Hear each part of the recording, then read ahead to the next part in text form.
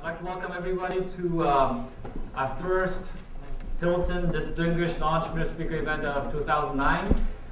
And we've got a wonderful treat for you tonight. But before we start, let me acknowledge some few of our guests. Where are they? Where are our guests?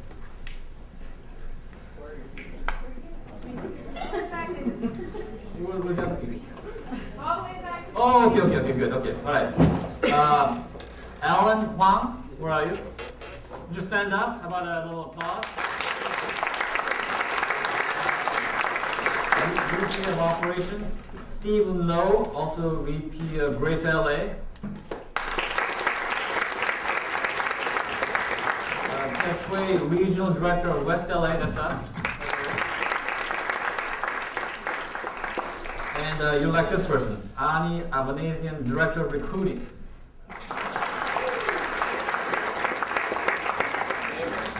I only have to make a comment. My F students sit in the back row. What are you guys doing in the back? We're going to come back to school. And my friend now, Sirika Booth, after I've been talking to her so much, she's a friend of mine. This is Sirika.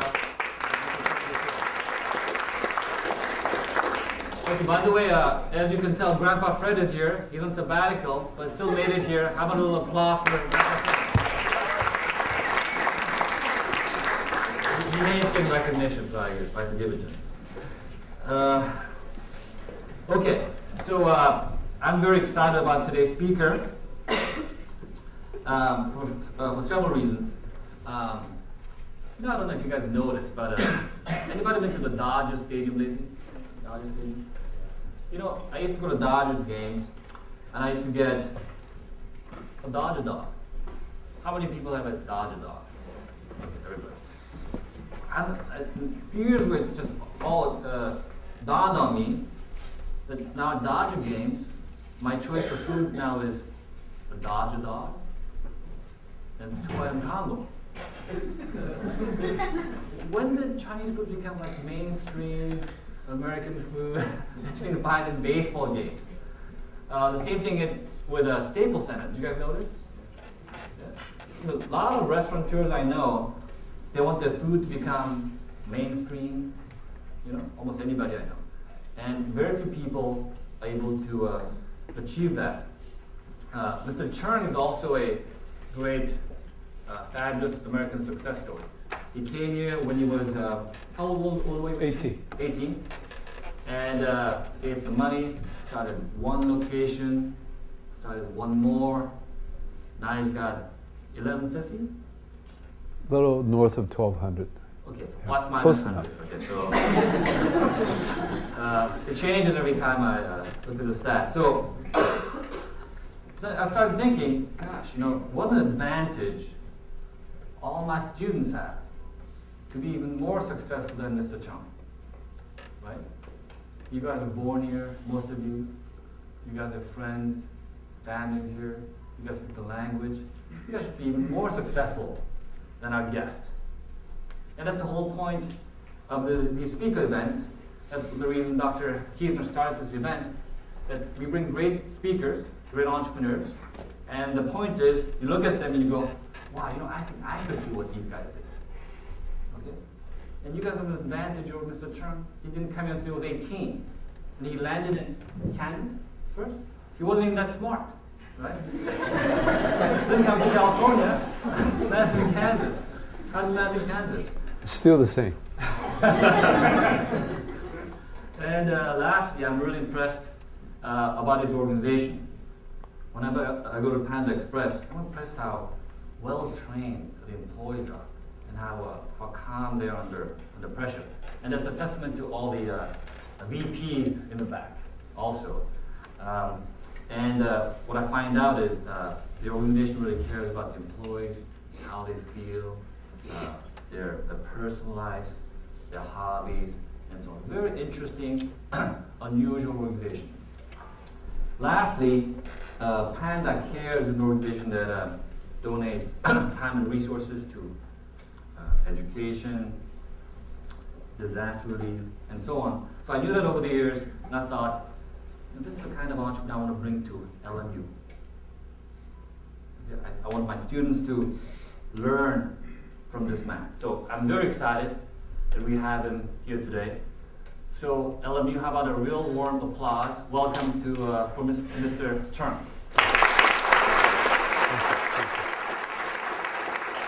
Thank you very much. Thank you. Yeah, well, let's start the video so we have a.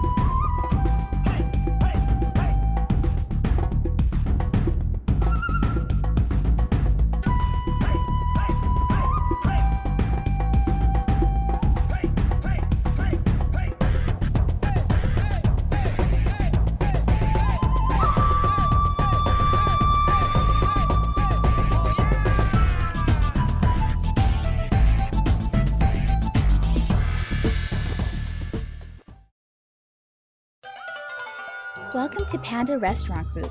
Our mission is to deliver exceptional Asian dining experiences by building an organization where people are inspired to better their lives.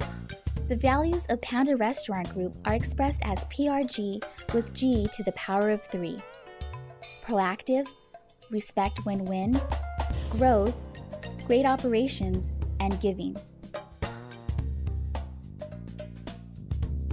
These restaurants include Panda Inn, our full-service Mandarin-style Chinese restaurant, Hibachi-san Teppanyaki Grill, our mall-based Japanese QSR concept, and Panda Express, our primary growth brand. Panda's business model is best illustrated as a 3-tiered pyramid with our mission and values at the base. This functional diagram shows that by taking care of our people, they will deliver exceptional dining experiences to our guests, and that will drive profitability. First, let's look at our people.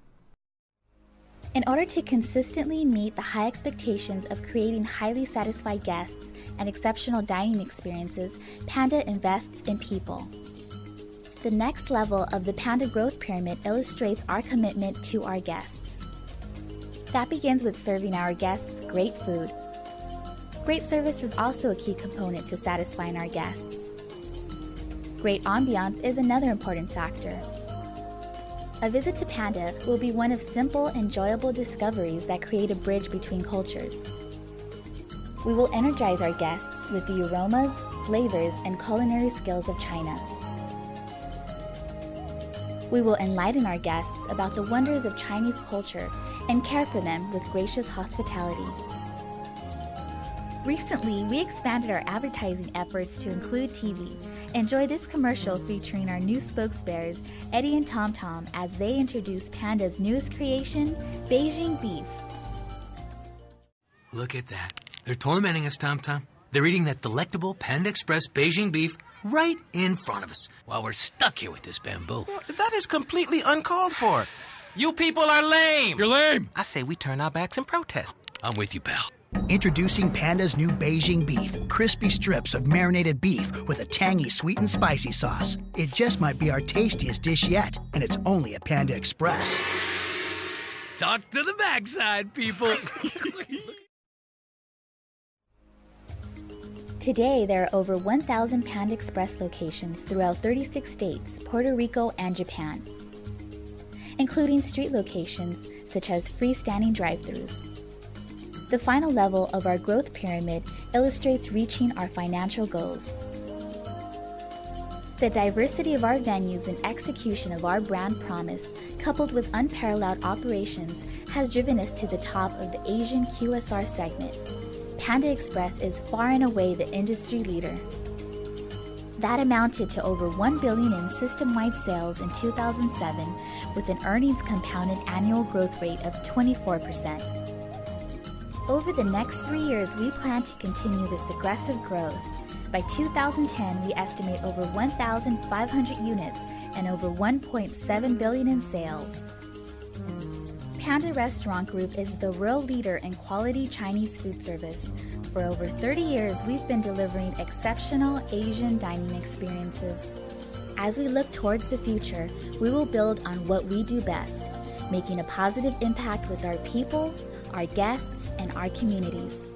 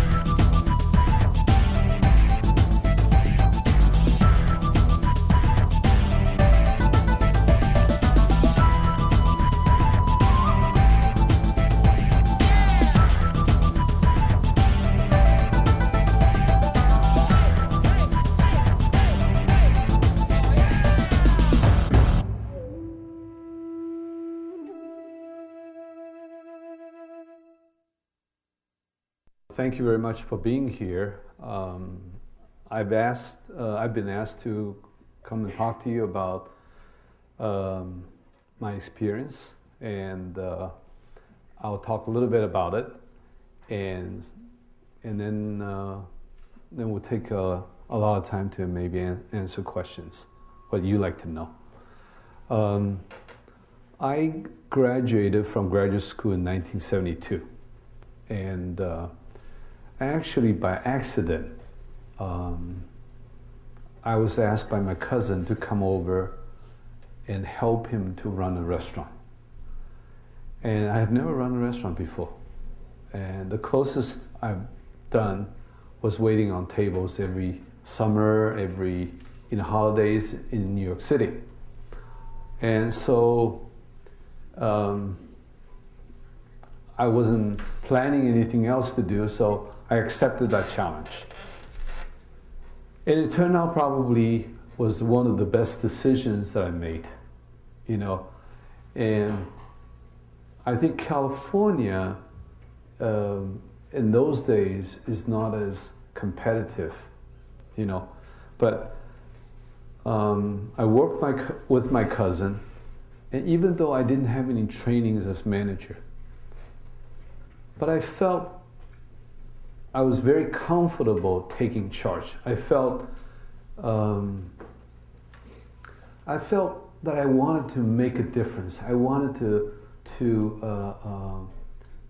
make the business better, And my cousin rented a restaurant. I actually leased the restaurant, right?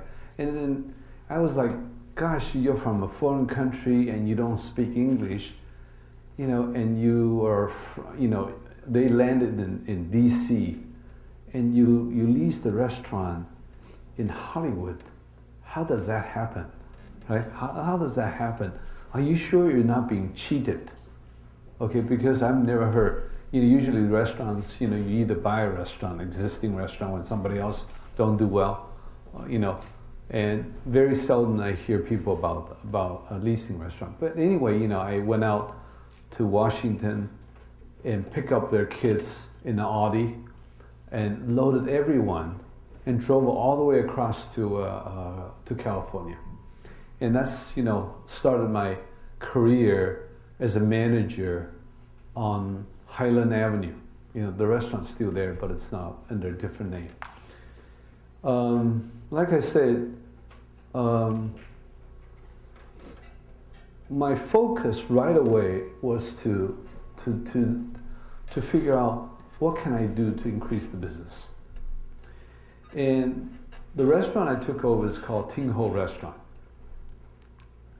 And they always closed on Tuesdays, because in those days there were more restaurants closed on Monday, so they figured that by opening Monday and closing Tuesdays, they have an advantage or something. And when I got there, immediately, you know, I was trying to say, you know, I was trying to figure out how to build a business as let's open 7 days a week, right? And the implication that I didn't know was I have to work 7 days a week. But it didn't matter to me, you know, it didn't matter to me because it was really interesting for me to learn how to do what's best for the business. And that's probably how I am today, you know, is I do anything that will help the business, that help to grow the business, okay? I worked for my cousin for a short time, and then, you know, as fate would have it, I came in July.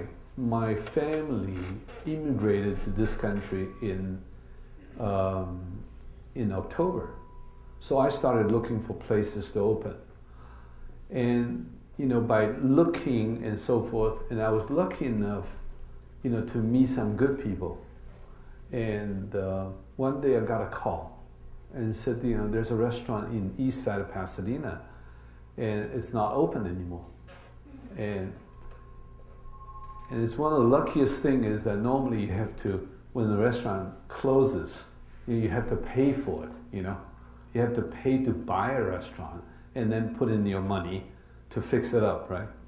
But in this particular case, it was a restaurant that's already closed and the landlord has it.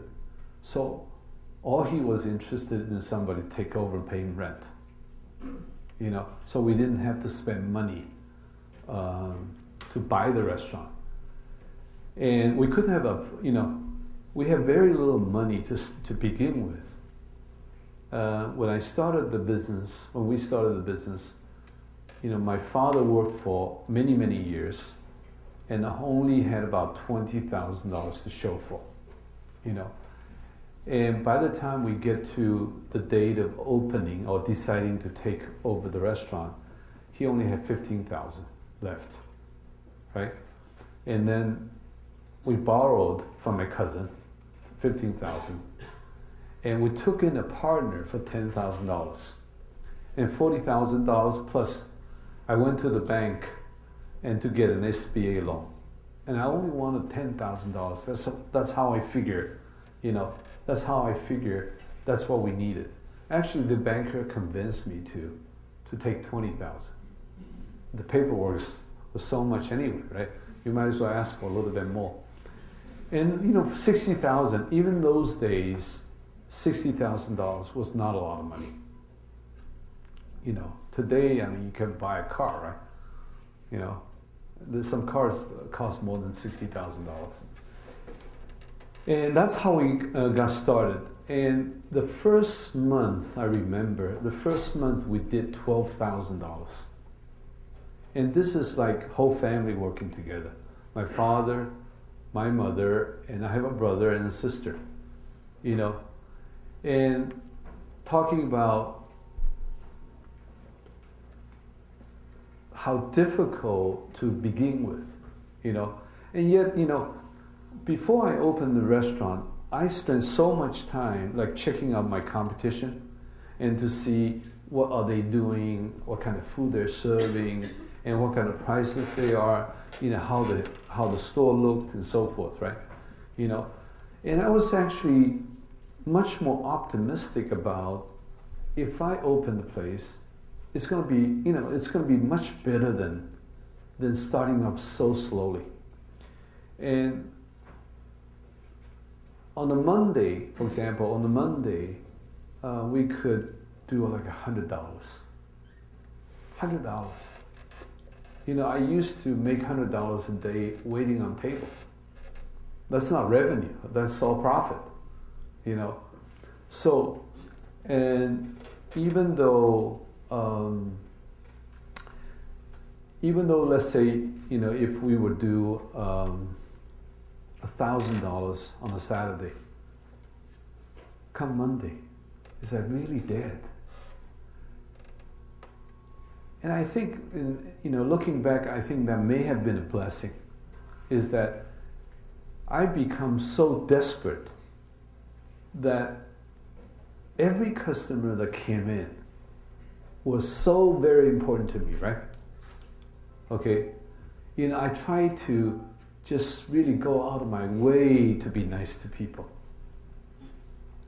Whatever you wanted, anticipate their need, pay attention, okay, and solicit feedback, and just be the sort of the best host that you can be.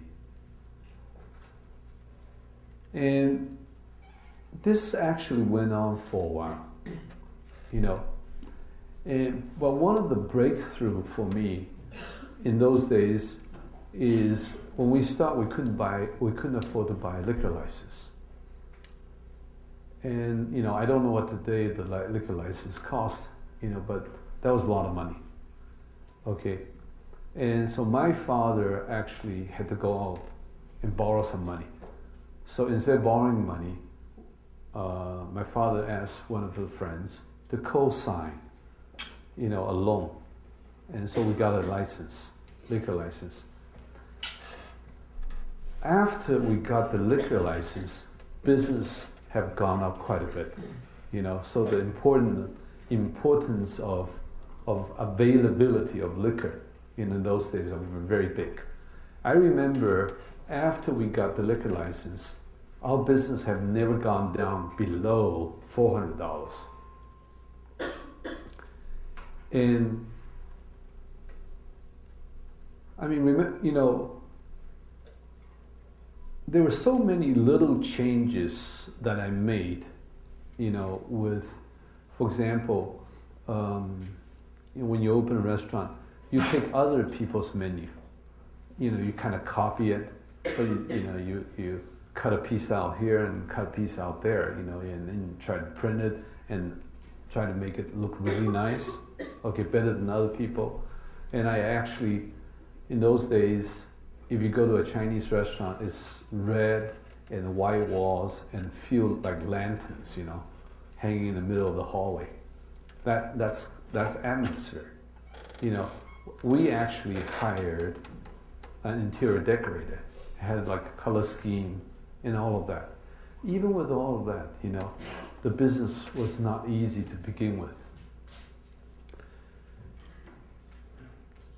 Another breakthrough, I think, for us, for me, is that even as the business started to grow, our dinner business was okay, but our lunch business was not that busy.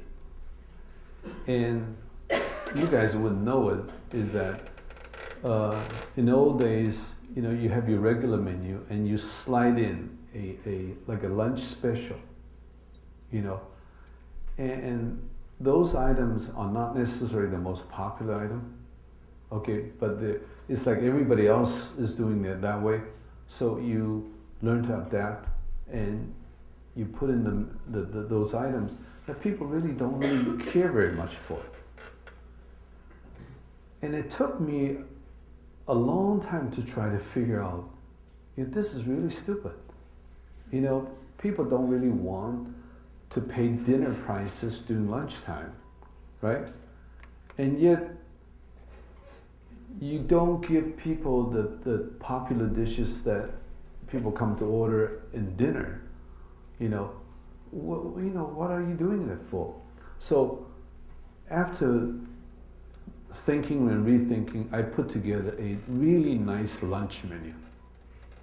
And the price would be like half, maybe a little more than half, what the dinner cost would be. The portion would be like 70%.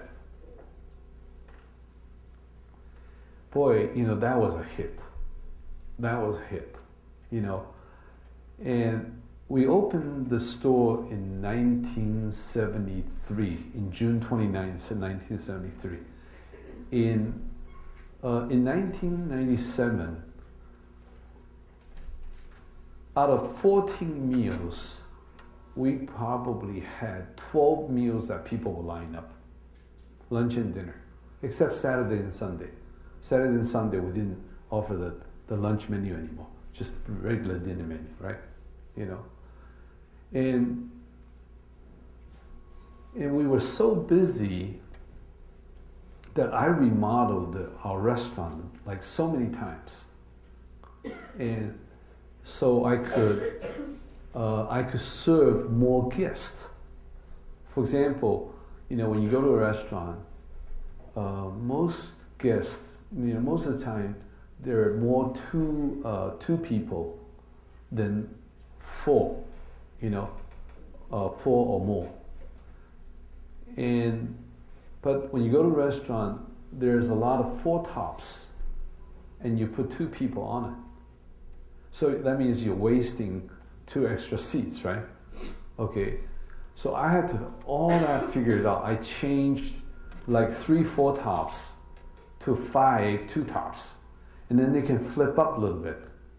Okay, they can, you know, if it's really busy, you can squeeze in 4.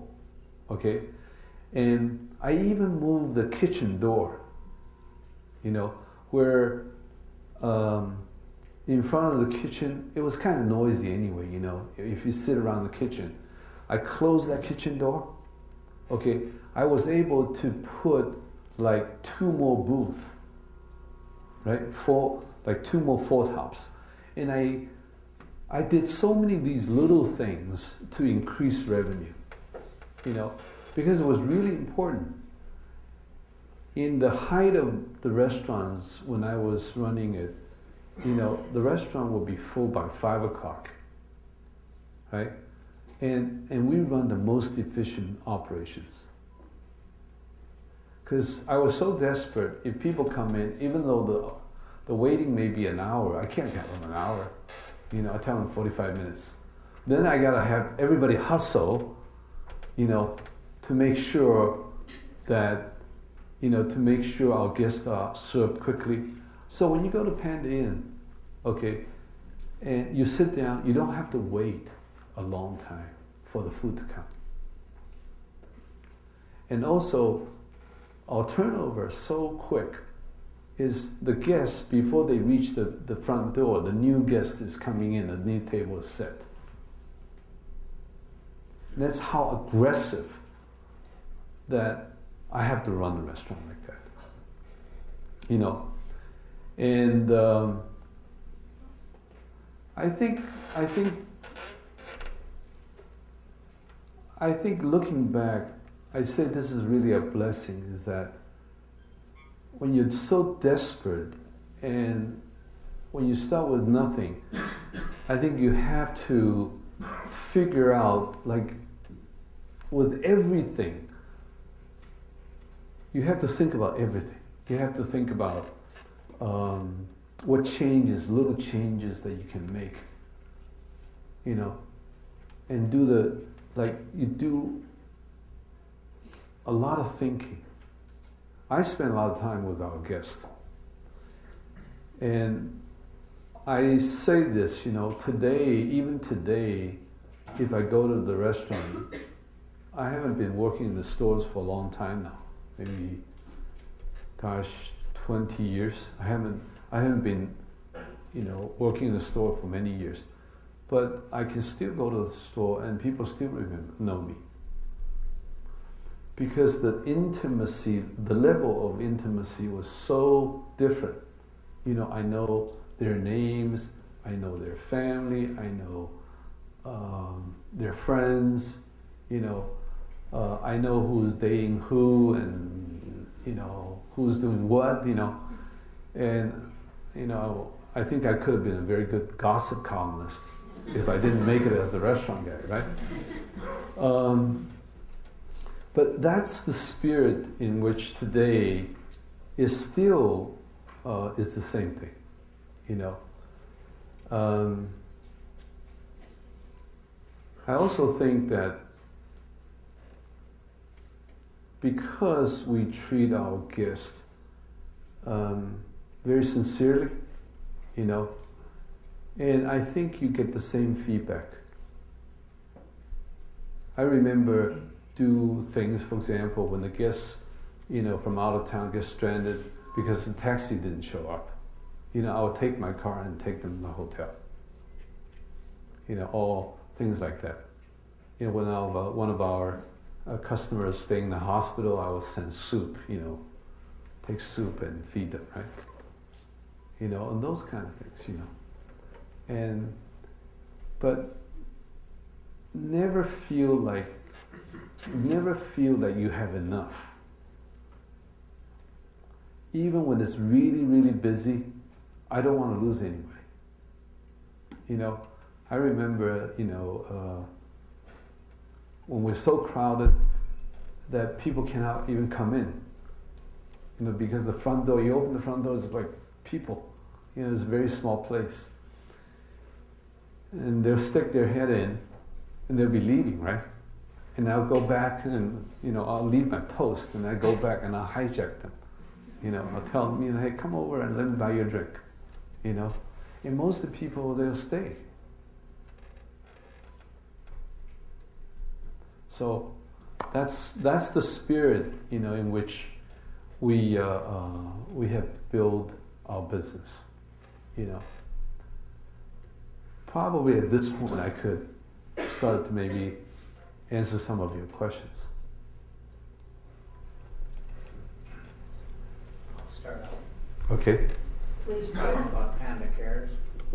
Their involvement in the community is wonderful. Well, Panda Care is something that we are actually in a pretty, it's really a beginning of, it's, I would say, not quite infancy, but we've been doing it for a few years. It's a charitable program that we have. Our focus is mostly in children in need. And also we respond to, for example, like big disasters, tsunami, earthquake, Katrina, and and just hopefully that we could be part of it. We could be part of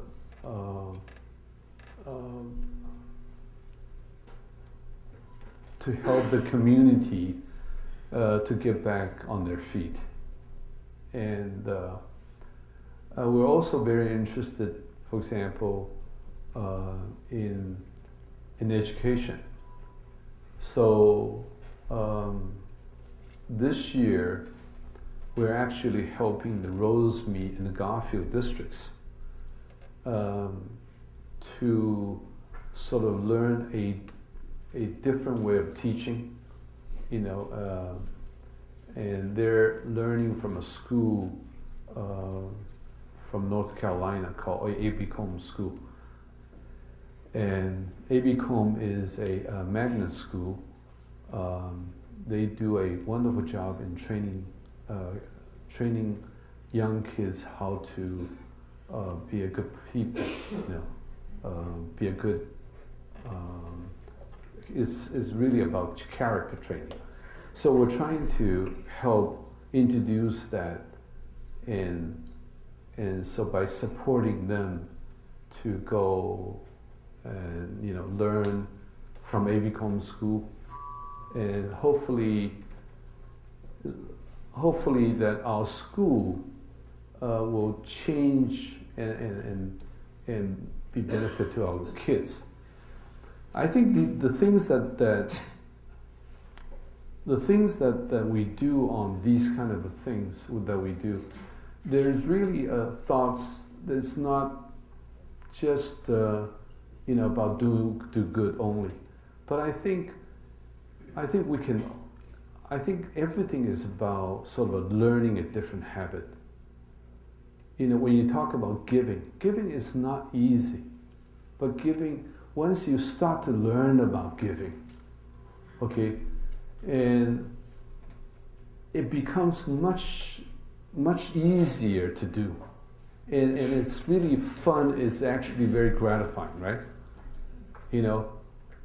So I often think, for example, I play golf, and then when I used to play tennis, And tennis, the people play tennis, they're very cheap.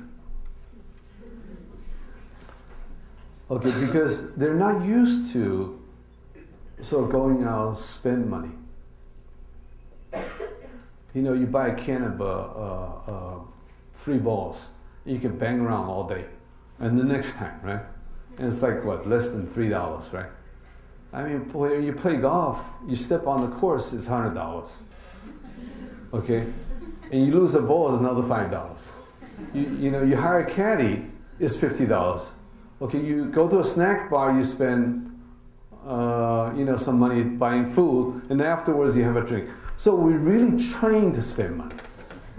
And after a while, you know, you just say, oh, that's what that game is about. I mean, do you ever lose those? I mean, you know, do you say, oh, you know, I feel like, you know, I need to save that money? No, you just, it's part of the game, you know. And giving is part of the game. So I urge you to think about, you know, helping and giving your time and giving your money, and to help people. Because it's really a different, I think this is a very different mindset. You know, on the idea of giving, I tell all people, you know, in business, most of us, you know, receive a little helping hand from somebody at some point, okay?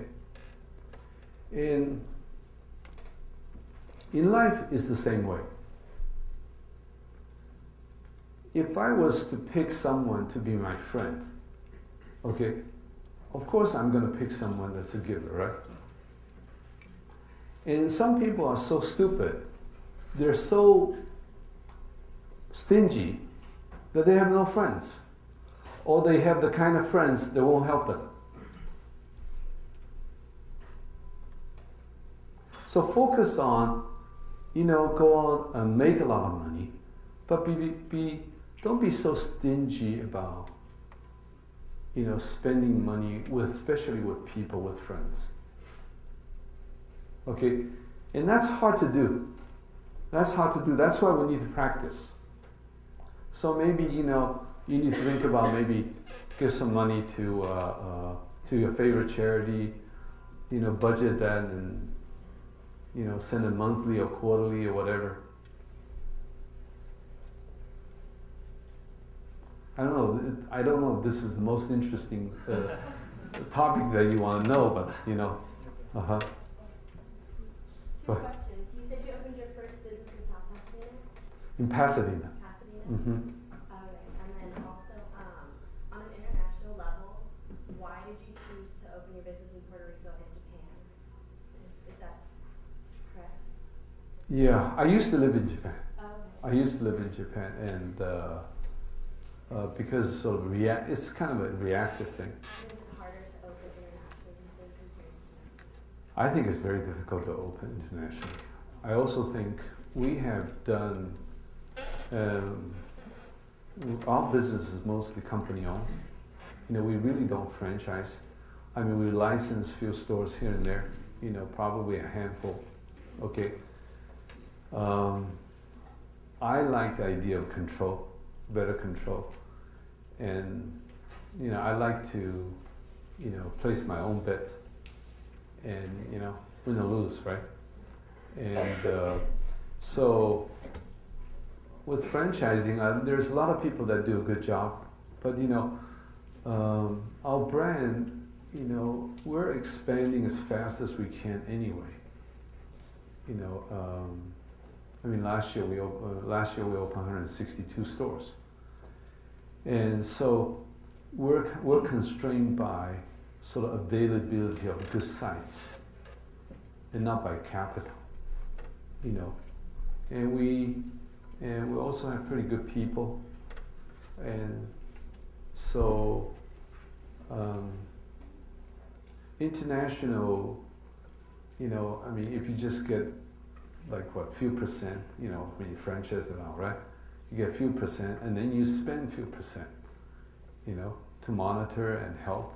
Okay, it's like you do a lot of work and you know, don't make much money. And I don't like that. What do you look for when you're looking for locations? And then like, how do you continue to like grow this fast without like oversaturation, like too many Panda Expresses in like West LA, for example? What do I look for in the locations? Any location that you can get in cheaply and make a lot of money, right?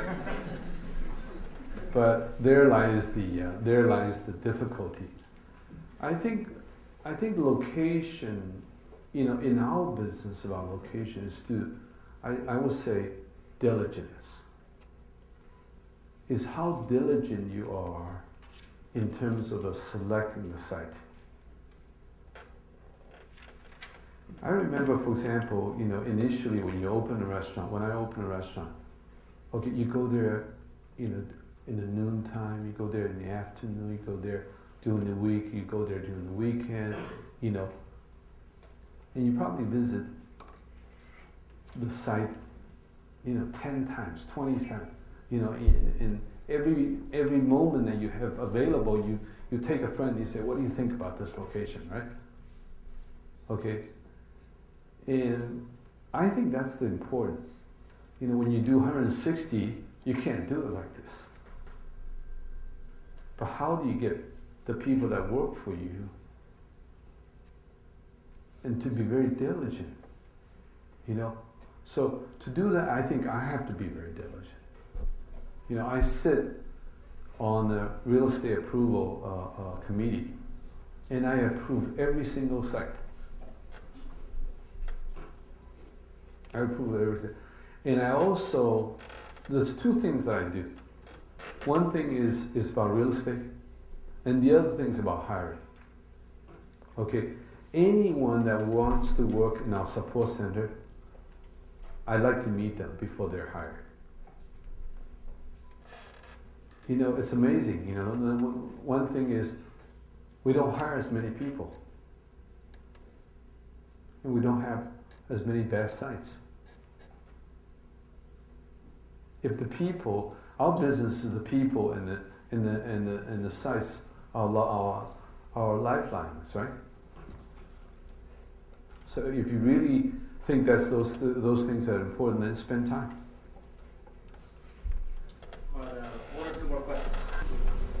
How long did it take you to decide to open the second store, and how from there did you decide to continue to expand?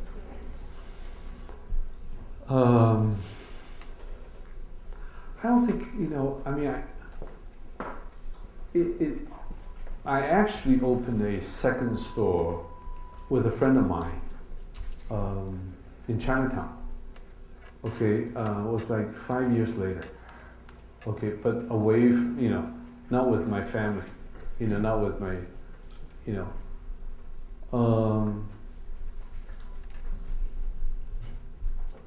But I think it's, you know, once the business get going, right, and that's all you think about. But but unlike some of the business model today, you know, people have one restaurant, they think about 1,000, you know. I have one restaurant, I was thinking about maybe another one, you know, and I think it's really critical. I think it's really critical to grow in our business. I think it's critical to grow sort of organically, meaning, you know, don't go out and borrow too much money. Okay, and then if you don't have the right people, don't grow it. The last question. A couple things. Number one, can you share any of your strategic goals for the company for the future, maybe over the next 5 years? Like, do you want to do any other sort of concept restaurants, like maybe Thai fast food or something like that? No.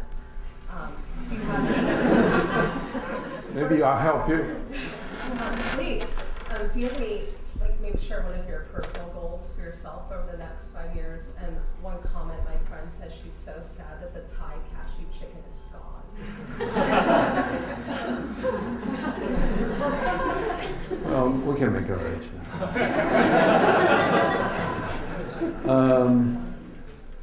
I think our business is really not about it's not a very strategic kind of business, and we're not a very big in marketing, and so that's why you don't see a lot of commercials. We don't believe in kind of throwing money out first, right? And for me, this business is really about execution. So for me, the key really is how do we get people that work for Panda to be better at understanding their own ability and their work, the effectiveness of what they do. So I think one of the most important things that I think for us is to elevate everyone. That's what we're doing here. To elevate everyone's awareness that we can do more. Right? We can all do more. And for example, I personally get very involved in the idea of training people. But, for example, if you train people, there is part of it that you do when they come to the classes. But there are things in the systems. I'm not really a system thinking kind of person, right? Entrepreneurs, right? We shoot from the hips. But one of the things I've been talking to our people is we're always short of managers, but we do have a lot of capable managers that could help us train them. And I'm beginning to really understand that if you're really serious about the initiative of training managers, then I need to put some meat behind it. So there should be some consequences, okay? To say, if you're a manager, if you don't train a manager, this is the consequence. If you do, here's the reward. And then execute that, faithfully. And don't yield. And very often I think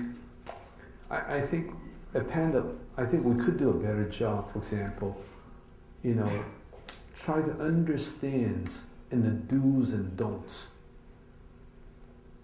Do's and don'ts, And I have this whole theory about, do and the done part, right? In Chinese, we say, when you do something, 你没做到. That's two words. One is do, one is arrived. Okay? And that's always very difficult in a bigger company to understand. I may do something, when you go out and you work, your job is to do something, but what you do, does it really add value? And sometimes, like what you do, it takes a little extra effort to reach the other part. So that the benefit of what you do is actually it'll be actualized. So what I do is to make people understand that we need to go out and do it, to take an extra step, to think about, this is what I do. Okay? Did it really matter? Did it really make any difference? Think about a step or two or three or four. Even the things that we do, for example, if we don't make sure it stays, then it could get undone, right? So all of us, I think that's what I learned, is to be a good in business, okay, is really to make sure that everyone you know, everyone would do their job and think about, you know, think about a little bit more than what they can do. Does it make sense to you? I think sometimes, you know, sometimes, for example, I think we all make assumptions.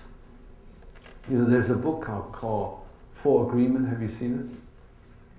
It's a very good book. You know, I make assumptions that if I do this and I hand this to you and you know what to do with the rest of it. But you don't. So you're handing, you know, you could really work hard in doing something, but it's of absolutely no value when you didn't make sure. Right? And that's something that we're trying to get people to think about, is do fewer things, but do whatever you choose to do, but do them really, really well. And our mission is actually very simple, right? Is deliver an exceptional dining experience. How are we going to do that? How we're going to do that is to build an organization where everyone in the organization learn how to live a better life. How do you live a better life? Through success.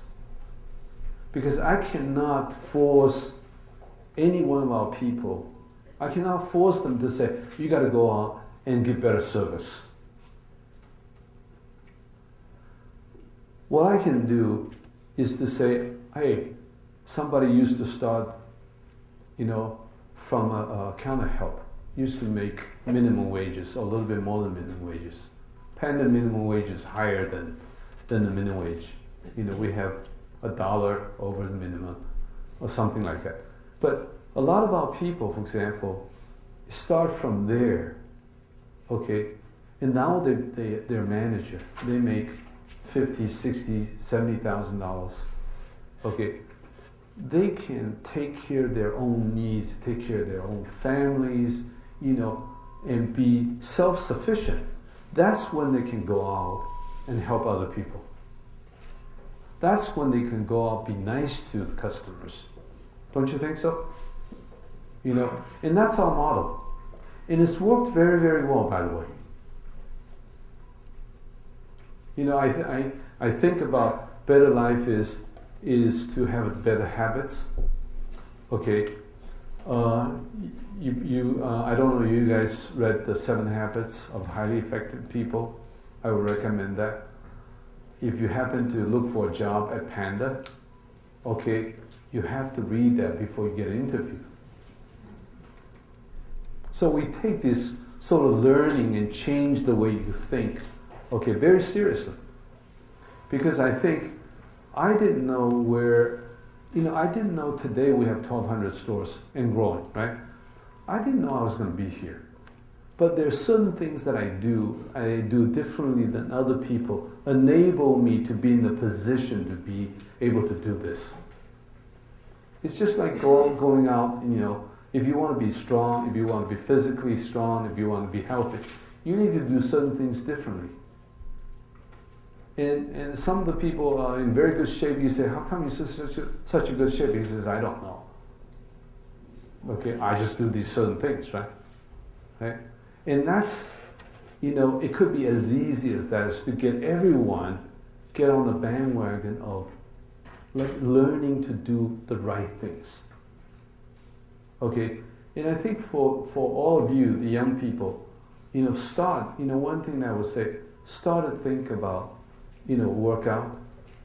Start to think about being physically fit, okay? Because I think when you're tired, when you're not physically fit, you know, when you're not feeling well, for example, it's easy to say, do I or don't I? You know, yeah, I'm not feeling so good. Therefore, you know, I'll forget it, right? Okay, but when you're physically feeling well, okay, if there's anything that you know, people ask you, you raise your hand. Because you feel good. You feel good about yourself. But there's a price to pay. You know, talk about being proactive is, you know, you just can't be very proactive if you don't have that extra energy, right? you know.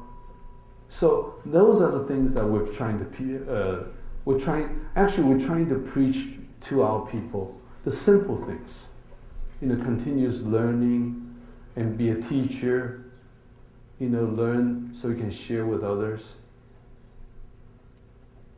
Because the limit, I mean, there is no limit to what will happen with you.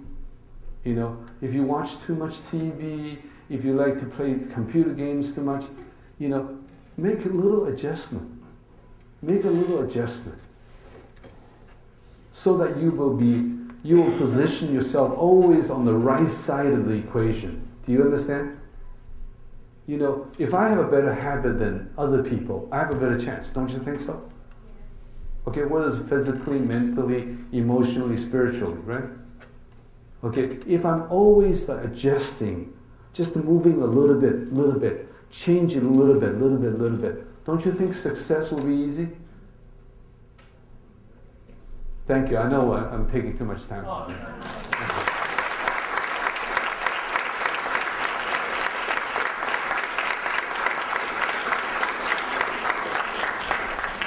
Over the years, I've learned, you know, somebody's a good business leader. When you ask a question about strategy or personal goals, and they start talking about the employees, usually I tend to be a business leader. I don't know if you know this, but this attorney is also very modest. Someone talks about what he's good at, also talks about what he's bad at. When I invited him, I said I'd like to give him an award. He said, "I can't talk if you don't give me an award." So I'm going to give you not an award.